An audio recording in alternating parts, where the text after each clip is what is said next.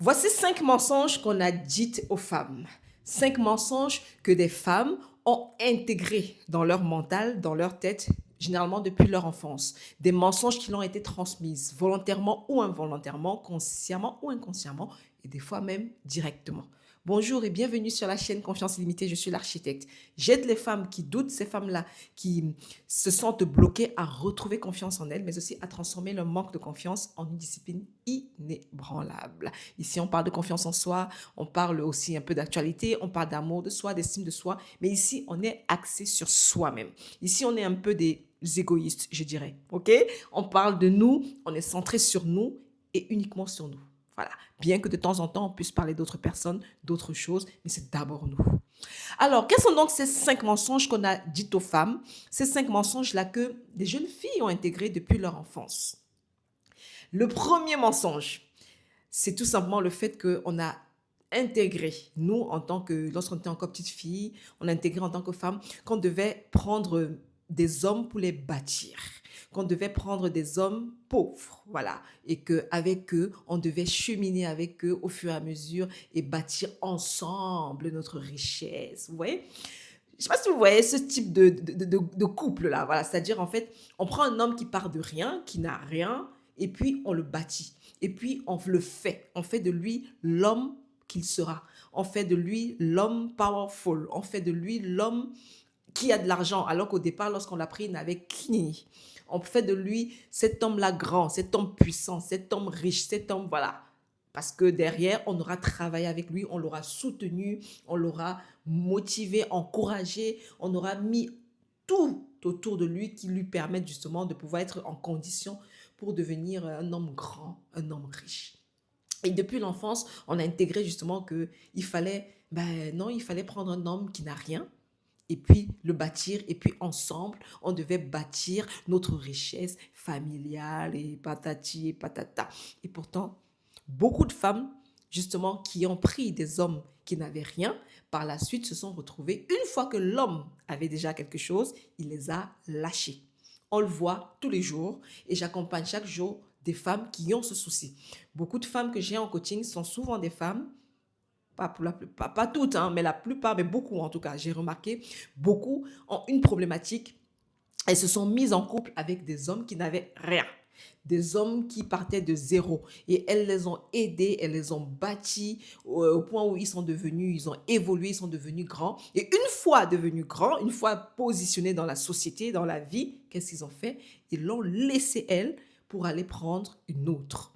Et donc, aujourd'hui, ils sont en train de profiter de cette richesse-là que cette femme-là a bâtie aussi en quelque sorte. Et ils sont en train de profiter de cela non pas avec ces femmes-là, ces femmes de leur jeunesse ou ces femmes de galère, mais ils sont en train de profiter de cet argent, de cette richesse et de ce bonheur-là avec de nouvelles femmes, avec d'autres femmes qui de fois sont plus jeunes, ou peut-être pas, mais en tout cas avec de nouvelles femmes. Vous devez comprendre que c'est une grosse erreur. Ne faites plus cette erreur. Ne faites plus cette erreur. Un homme qui n'a rien, je suis désolée, je le dis clairement, non, non, non. Un homme qui n'a pas de situation, non. Je ne suis pas en train de vous demander de chercher forcément des hommes riches, non. Mais un homme qui a le minimum. Le minimum, c'est quoi? C'est un travail.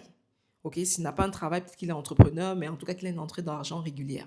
Un homme qui a une entrée d'argent régulière, des sources de revenus régulières, un homme qui travaille, quoi, un homme qui se bat chaque jour, un homme qui a un logement, un homme voilà, qui a des basiques, qu'il faut pour un homme. Parce que j'ai même des femmes que j'ai eu accompagnées qui étaient avec des hommes qui n'avaient même pas de papier. Elles ont donné les papiers à ces hommes. Ces hommes-là, après, ont pu avoir le travail et tout, et tout, et tout. Une fois qu'ils ont eu leur situation stabilisée, leur situation administrative stabilisée, le travail et autres, ils les ont laissés. Ils les ont laissés pour aller prendre d'autres. Donc, vous vous rendez donc compte que être une femme de galère, ça ne paye pas. Ça ne sert à rien d'être une femme de galère. Si vous avez eu l'habitude d'être une femme de galère, arrêtez ça. Parce que c'est quelque chose qu'on a intégré involontairement, inconsciemment. C'est-à-dire qu'il faut prendre un homme au bas de l'échelle, un homme qui est tout en bas, et après, il faut le faire évoluer, soit disant qu'on va évoluer ensemble, cet argent-là, il va profiter avec nous. Jamais. C'est rare. Des couples comme ça, c'est extrêmement rare. On l'a vu, certes, avec le couple Obama, mais c'est rare en fait, c'est rare. Et puis, rappelez-vous que Michelle Obama a choisi Barack Obama, mais c'était un potentiel. Hein. Il s'agissait quand même d'un homme qui avait fait Harvard. Donc, elle savait que ça allait être rentabilisé. Je suis désolée, je le dis. Elle le savait, Michelle Obama, que ça allait être rentabilisé. Il était diplômé de Harvard. Je suis désolée, diplômé de Harvard. On ne peut pas chômer, on ne peut pas galérer, peu importe le pays où on se trouve. Vous voyez? Donc, c'était un potentiel qui était vraiment sûr. Et des couples comme ça, vous voyez, malgré cela, elle l'a pris au bas de l'échelle, voilà, parce il était même stagiaire dans l'entreprise où elle travaillait. Elle l'a pris quand même, mais c'était un potentiel. Vous voyez? Mais en plus de cela, ils ont évolué ensemble et il ne l'a pas laissé tomber pour autant. Mais ce qu'on voit, c'est que beaucoup d'hommes, une fois qu'ils sont positionnés dans la situation, dans la société, ils abandonnent ces femmes. Ils abandonnent les femmes de leur galère, comme on dit. Ne soyez plus des femmes de galère. On vous a menti qu'être une femme de galère, c'est être une femme bien. On vous a menti qu'être une femme de galère, c'est être une femme qui a un bon cœur. On vous a menti en vous disant qu'une femme de galère est une femme, je sais pas moi, une femme, bref, en tout cas, c'était un mensonge. Ne soyez plus des femmes de galère. Si vous avez été arrêtez, stop. Ne soyez plus des femmes de galère, ne soyez plus de ces femmes-là qui prenaient des hommes au bas de l'échelle, vous les faites grimper, vous les faites se positionner dans la société parce qu'après, en général, ils vous lâchent. Et ils vont profiter de cet argent, de ce bonheur avec une autre femme qui, elle, n'aura pas galéré avec lui. Donc, on ne galère pas avec un homme. Vous n'êtes pas faite pour galérer avec un homme.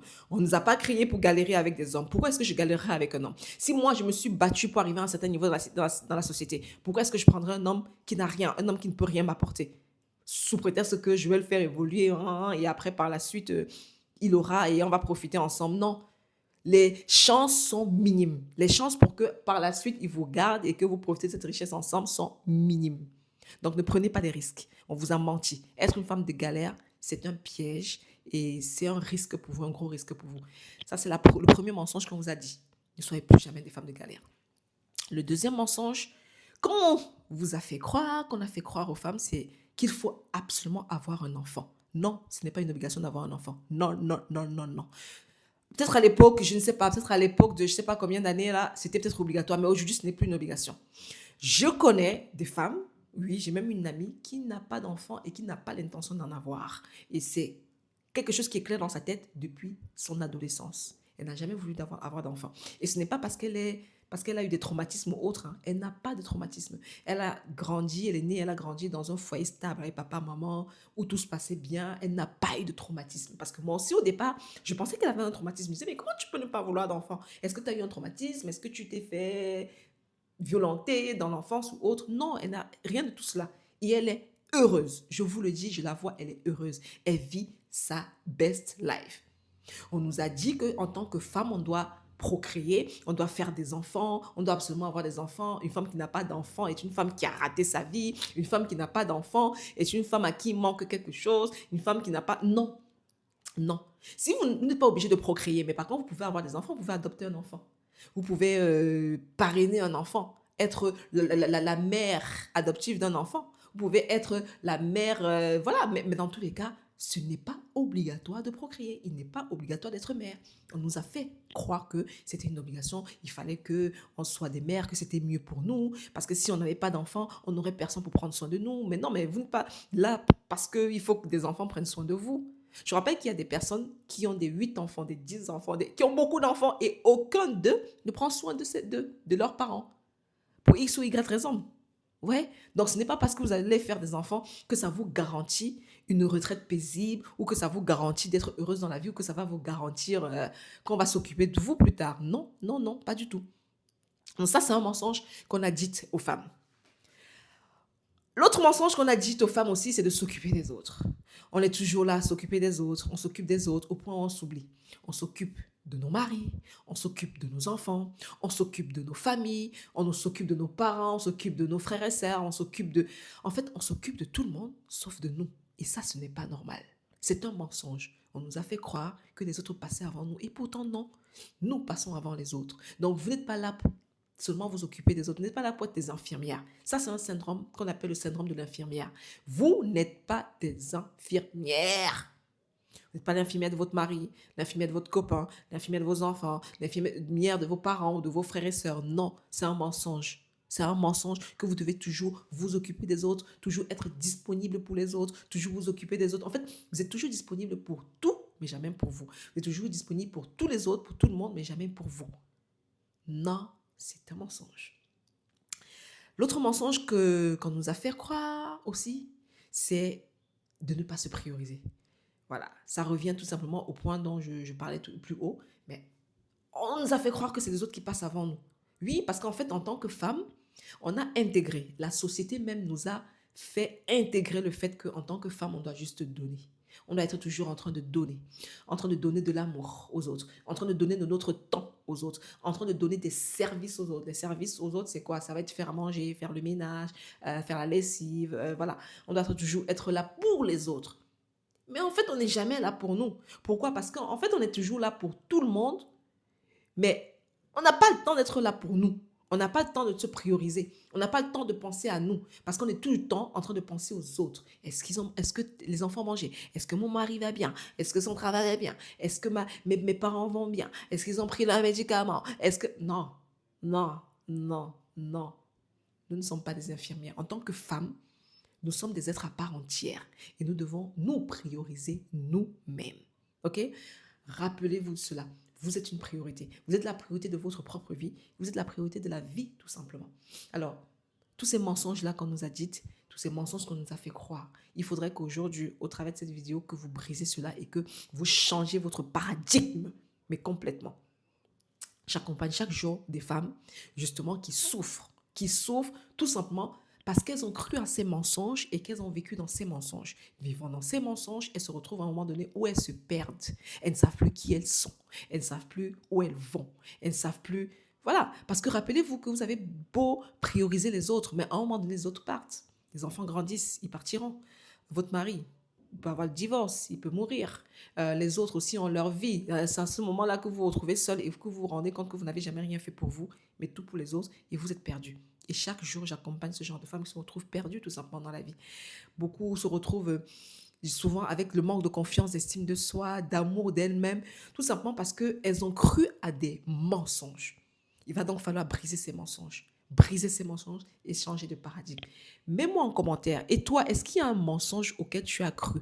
Un mensonge qu'on nous a dit ou qu'on nous a fait croire, à nous les femmes, que tu as cru et qu'aujourd'hui, tu comptes briser ou que tu as même déjà réussi à briser. Mets-moi en commentaire, je me ferai un plaisir de te lire. Je vous donne rendez-vous dans une prochaine vidéo et rappelez-vous tout simplement que chaque jour qui passe est une opportunité, une chance de vous rapprocher de vos rêves. Et qu'importe les cartes que la vie vous donne, c'est à vous et à vous seul de créer votre propre magie.